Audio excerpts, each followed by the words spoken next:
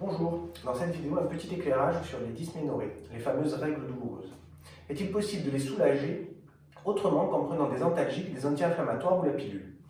Il est évident que toutes les douleurs gynécologiques liées au cycle hormonal ne relèvent pas du champ de compétences de l'ostéopathe. En revanche, il est bien souvent possible de les améliorer ou de les soulager complètement. Les maux qui en découlent ne sont pas une fatalité, il faut savoir les expliquer, en retracer leur origine et bien souvent, après une ou deux consultations, les résultats parlent d'eux-mêmes. Lors de la consultation, l'ostéopathe va réaliser un interrogatoire afin de s'assurer que la personne rentre bien dans son champ de compétences, en excluant les pathologies qui l'amèneraient à réorienter son patient vers son médecin ou son gynécologue. Lors du cycle menstruel, l'utérus va se gorger de sang, ce qui va augmenter son volume et son poids. Pour comprendre les répercussions de cette augmentation de poids, il faut imaginer que l'utérus est suspendu au petit bassin par de nombreux ligaments, comme le serait un parachutiste à son parachute. Chaque corde représentant un ligament.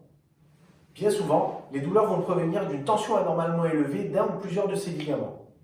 Lorsque l'utérus se gorge de sang ou que l'ovaire grossit durant la phase ovulatoire, ils n'auront plus la souplesse nécessaire et seront donc contraints par leur système de fixation.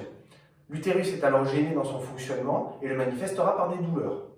Mais notre parachutiste mécontent est également relié au bassin et aux organes de l'environnement. Il va ainsi perturber leur fonctionnement et ceux-ci vont l'exprimer.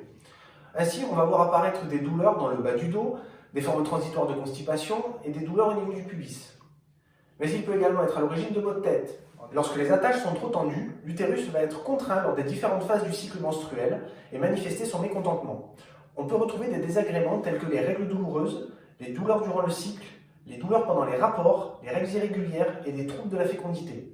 Ces troubles et douleurs mécaniques peuvent être atténués par des moyens non médicamenteux, l'ostéopathie en fait partie.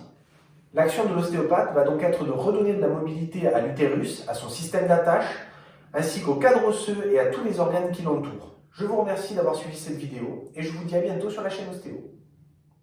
Si cette vidéo vous a plu, n'hésitez pas à la liker et à la partager.